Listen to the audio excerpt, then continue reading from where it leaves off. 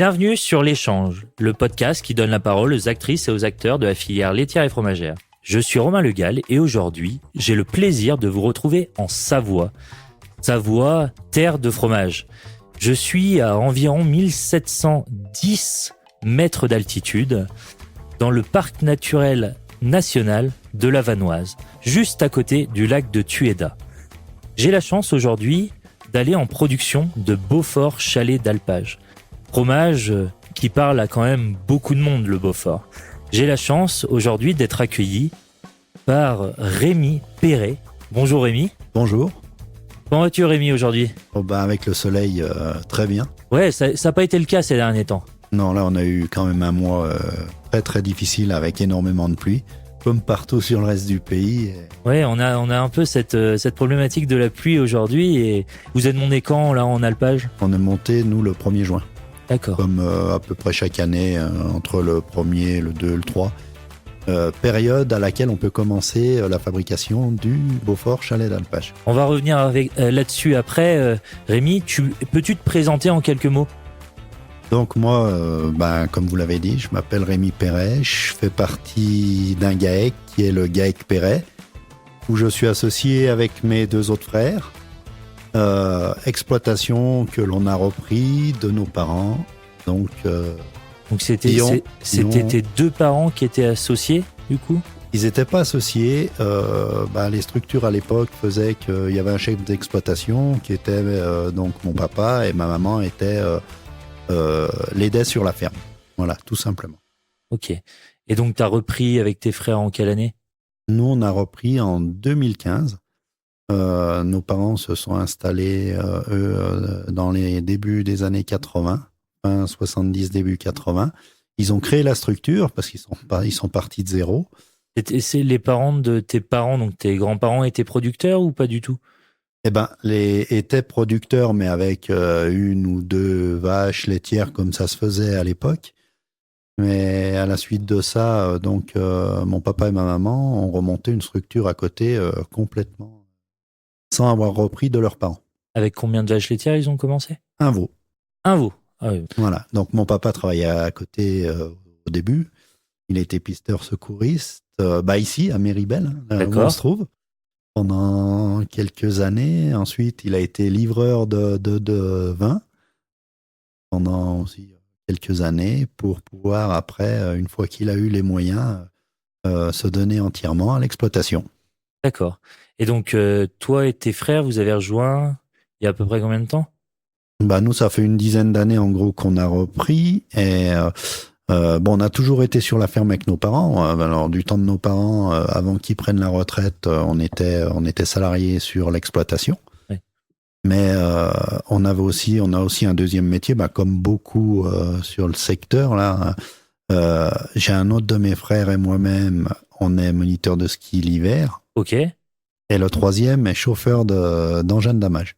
D'accord. Ah oui, donc il y a plus réactif. Plus réactif avec finalement aussi en fonction des saisons. C'est ça. Aujourd'hui, comment ça se passe une vie en alpage ? Là, on est à 1700 mètres d'altitude. Vous montez tout le matériel, le chalet, comment ça se passe ?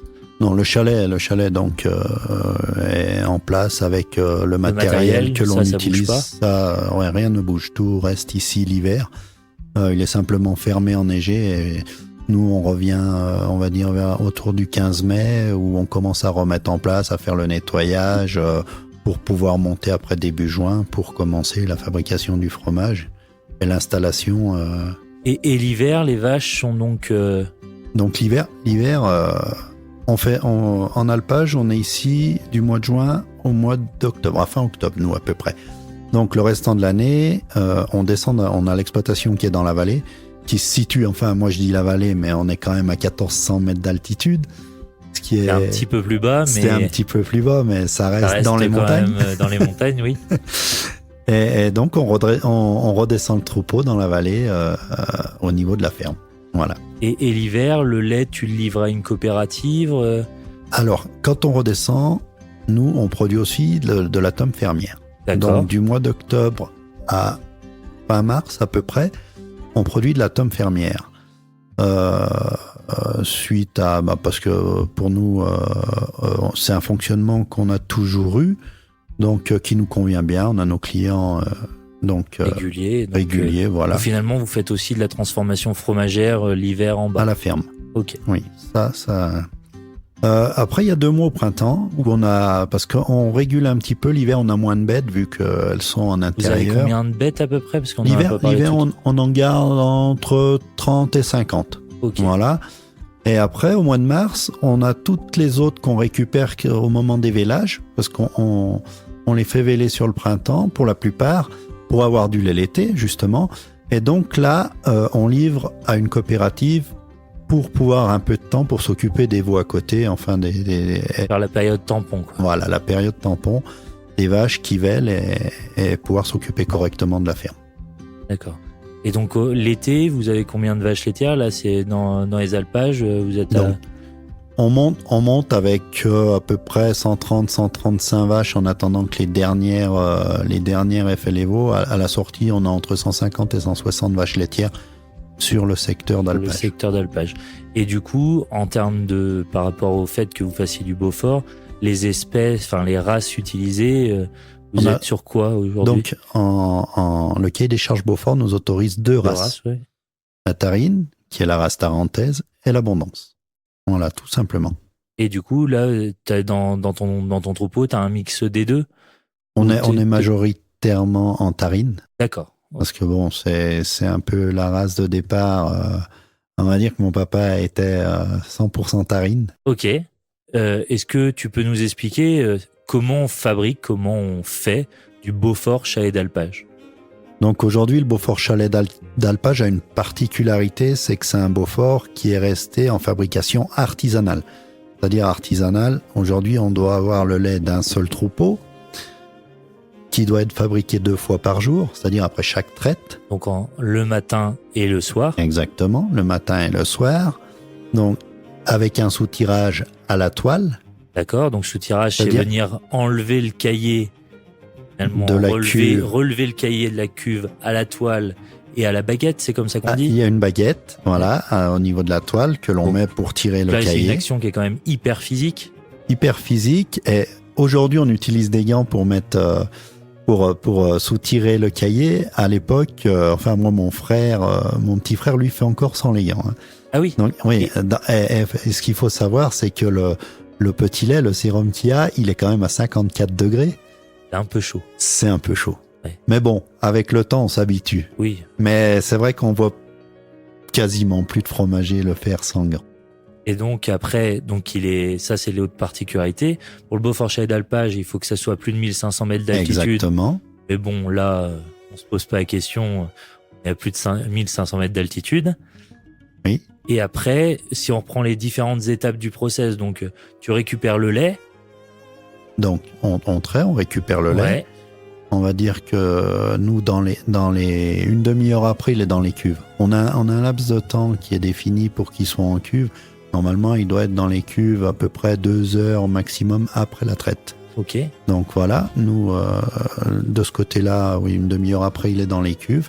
Et à partir de là, démarre la production, la transformation en fromage Beaufort chalet d'alpage. Donc, après, en présurage. Bien sûr. Donc, le lait est mis dans les cuves et emprésuré à une température de 33 degrés. Et donc, après, après l'emprésurage, ça va faire comme un gros yaourt, hein, ce qu'on appelle le cahier, le caillage. Donc, à la suite de ça, on va décailler avec un tranche-cahier. C'est un appareil avec des fils, comme des fils de piano. Plein de fils, comme si vous regardiez une guitare, là, l'alignement de fils, c'est pareil. Donc, on va découper le cahier avec ce tranche-cahier jusqu'à avoir la grosseur d'un grain de riz. Il faut que notre cahier arrive à être découpé à ce niveau-là. Après, on va le brasser pendant... après, ça dépend, c'est le jugement un peu du fromager. Hein. Donc, pendant une quinzaine de minutes comme ça, on va mettre... Ensuite, on va le chauffer jusqu'à une température de 54 degrés. Pour ensuite, on va continuer à le brasser jusqu'à ce qu'il soit fait, qu'il soit bon à sortir de la cuve pour être soutiré ensuite à la baguette et à la toile par la main du fromager. Et aujourd'hui, vous faites combien de Beaufort chalet d'alpage par jour Alors actuellement? nous aujourd'hui, là, on a une période, là, début de saison, où on fait 6 fromages par jour. Euh, pour ensuite, tout dans l'avancement de la saison, on va diminuer un petit peu, hein, parce que les vaches donc produisent un peu moins, l'herbe est un peu moins riche, et donc on va finir la saison à 4 Beaufort par jour. D'accord. Et une fois donc que finalement c'est soutiré, on les met dans un cercle en bois. Exactement, qui est le cercle à Beaufort Le cercle à aujourd'hui, Beaufort. qui est convexe. Et convexe, donc vers l'intérieur, concave extérieur. Pour donner une forme au Beaufort qui va être concave. Voilà. Et donc du coup, c'est pourquoi ce cercle avec ce talon concave? Alors, à l'époque, ils avaient fait des talons comme ça sur les Beauforts qui sont concaves pour pouvoir justement, quand ils descendaient de l'alpage à dos de mulet, pouvoir mettre les Beauforts sur le bas de chaque côté du mulet et pouvoir les attacher. Donc la forme du fromage qui est concave, justement, permettait de sangler le fromage sur le bas du mulet. Sur le bas du mulet. Donc en fait, c'était une solution un peu technique pour permettre de transporter le fromage. Exactement. Et donc ce cercle à Beaufort, on peut aussi le régler en fonction de la quantité qu'on a du lait ou... Oui, aujourd'hui, bon, les cercles ont un cordage autour.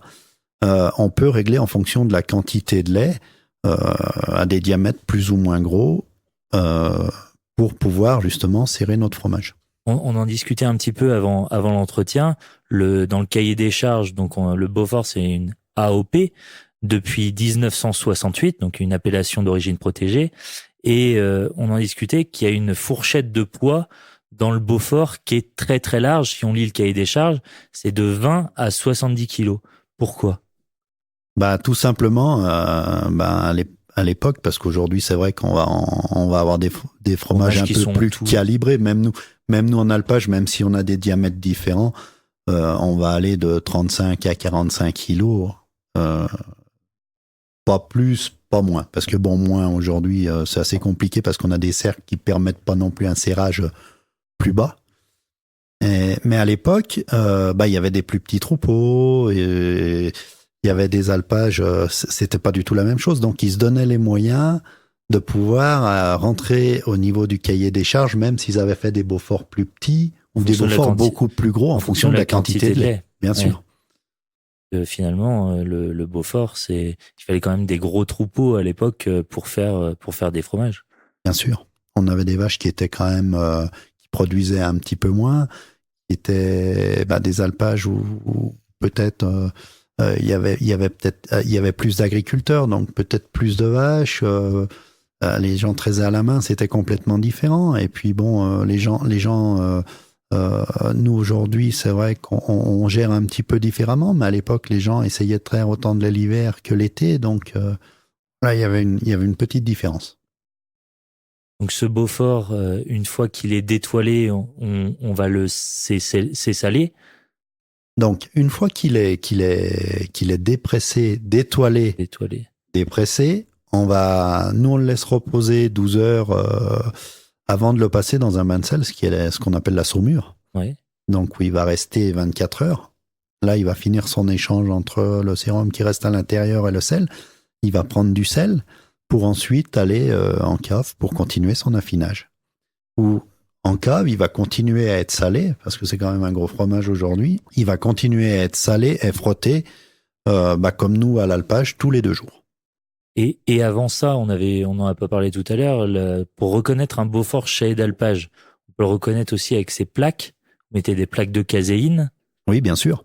Donc le Beaufort chalet d'alpage, il a 2 plaques. Il a la particularité d'avoir 2 plaques, contrairement au Beaufort d'été ou au Beaufort d'hiver. Il a la plaque bleue que tous les Beauforts vont avoir, aussi bien été qu'hiver.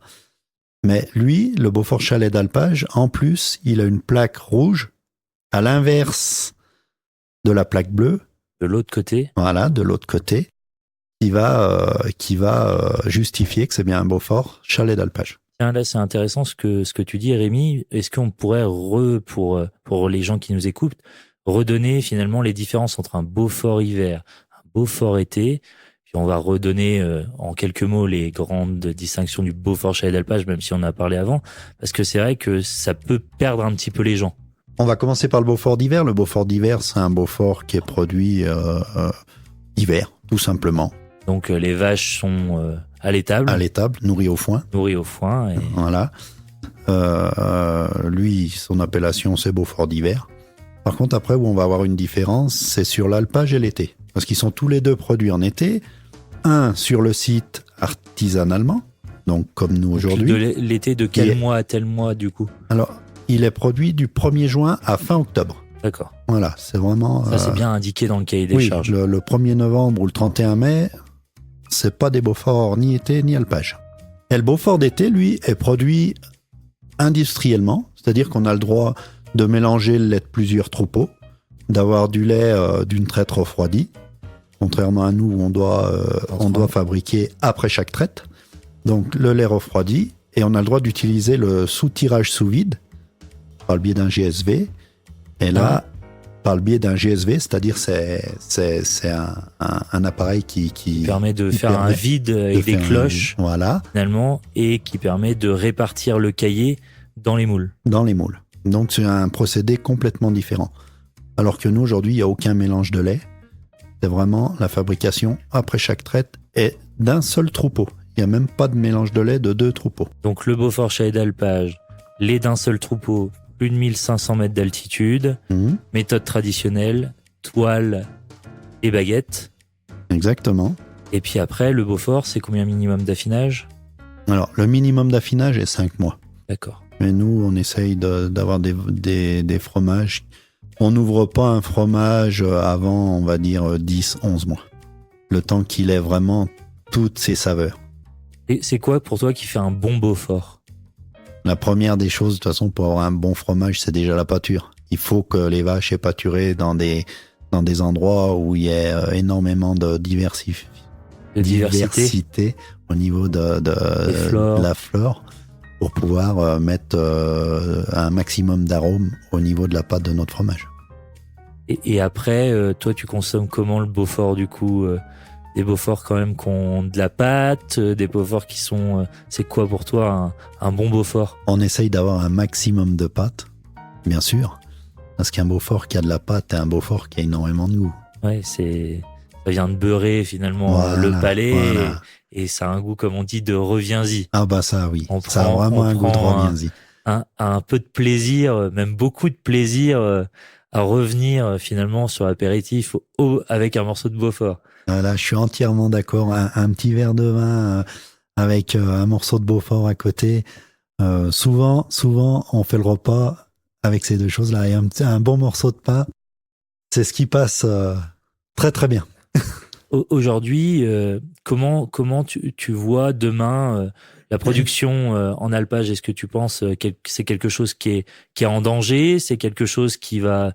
Aujourd'hui, le problème qu'on rencontre, comme tout milieu, c'est que ça devient de plus en plus compliqué parce que on a quand même des horaires qui sont très très longues, des journées qui sont très longues quand on fabrique matin et soir, des contraintes aussi qui sont beaucoup plus difficiles que de traire un troupeau et puis de poser le lait en bordure de route avec le camion qui vient récupérer le lait et qui part justement à la coopérative.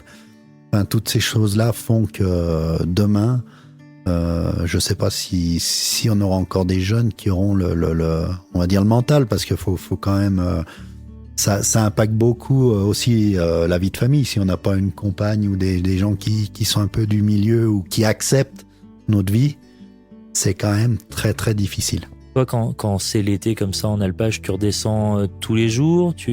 Moi, je redescends comme tous, quoi. Je redescends aussi occasionnellement dans la vallée. Et du coup, avec tes deux frères, comment vous organisez le travail sur la ferme?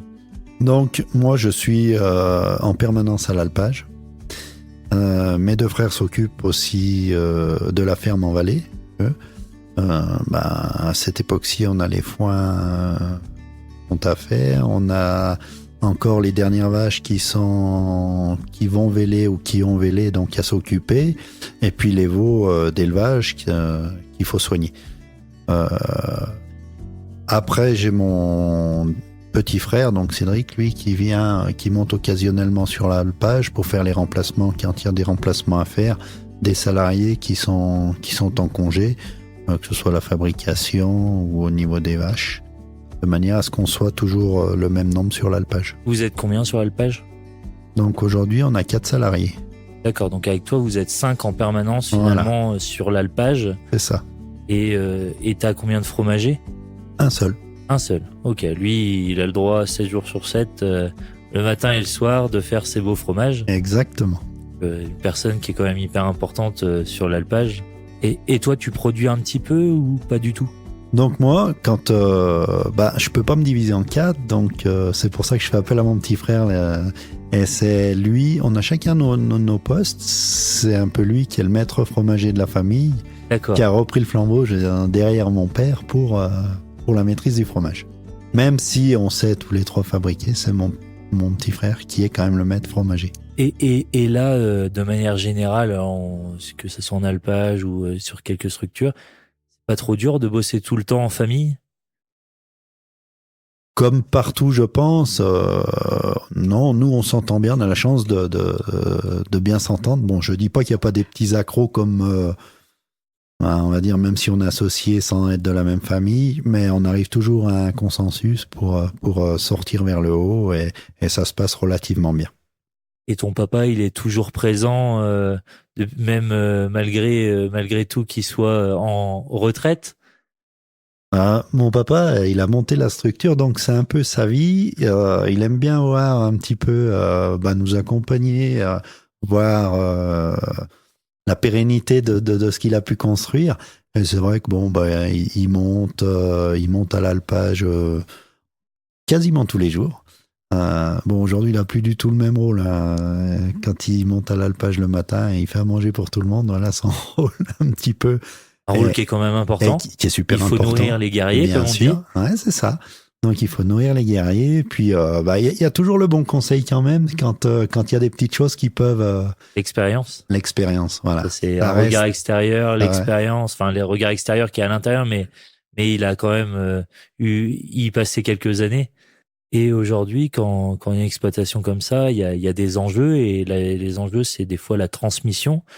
Comment tu vois après finalement vous les 3 frères, est-ce que dans les neveux, nièces, dans les enfants, il y a des gens qui sont tombés amoureux aussi de ce métier de l'agriculture? Est-ce que il y aura encore demain de la famille? Aujourd'hui, moi j'ai un fils qui est là, qui aimerait continuer. Donc et en plus il aime bien, il souhaite fabriquer. Il aime ça. C'est déjà le plus important. Faut aimer son métier, parce que ça, notre métier, si on l'aime pas, un métier déjà avec beaucoup de sacrifices. On peut pas le faire. Voilà, exactement. Faut pas se dire. Beaucoup de passion. Exactement. Et là, t'es dans un parc naturel. Comment ça se passe la cohabitation avec les randonneurs, avec les promeneurs? C'est quelque chose. Oui, ça se passe assez bien. C'est vrai que ce soit avec les randonneurs qui viennent nous rendre visite, qui viennent voir, visiter ce que l'on fait, que ce soit avec le parc de la Vanoise, parce que c'est quand même une contrainte aussi. On a certaines règles à respecter, qui sont pas toujours évidentes, mais qui, si on arrive à avoir un dialogue entre tout le monde, ça se passe très très bien. Demain, pour toi, c'est quoi les enjeux de l'agriculture, et notamment en Savoie? Les gros enjeux de l'agriculture de demain, déjà d'une, on en parle beaucoup. Après, moi, pour le moment, il y a déjà le climat un petit peu, l'évolution du climat. Je sais pas si on doit débattre là-dessus, mais c'est vrai que on voit qu'on a des périodes aussi de sécheresse. Tu le ressens vraiment, l'évolution climatique? On arrive à le ressentir sur des périodes assez courtes, c'est-à-dire comme l'année dernière, on a eu une semaine au mois d'août où il y a eu des fortes chaleurs et on a eu un alpage qui a ressenti une sécheresse. Ce qu'on voyait pas avant, parce qu'en principe, quand on a passé, c'était après le 15 août, quand on arrive au 15 août, en principe, on a des rosées le matin qui font que, ça réhydrate l'herbe, ça réhydrate les prairies, la flore, et et on exploite correctement. Là, on a eu une période d'une semaine où ça a été un petit peu compliqué. Bon, après, est-ce que c'est lié, peut-être que dans les années précédentes, nos ancêtres l'ont connu. Bon, nous, là, on l'a vraiment vu de près. Demain, on va dire que là où on va être un peu impacté, je pense que ça va être, si ça continue à faire des périodes de sécheresse, ça va être le plus gros enjeu. Moi, j'ai l'impression, en tout cas, alors je vis pas à la montagne, mais dans les régions où je vis, d'avoir, on a 2 saisons, on a un été, un hiver, on a de moins en moins l'intermédiaire finalement. Ouais, ça, je suis entièrement d'accord. Je te rejoins là-dessus. C'est vrai que nous aussi, hein, on a tendance à avoir plus un été, un hiver que les 4 saisons qu'on avait habituellement avec. Quelque chose de très réglé.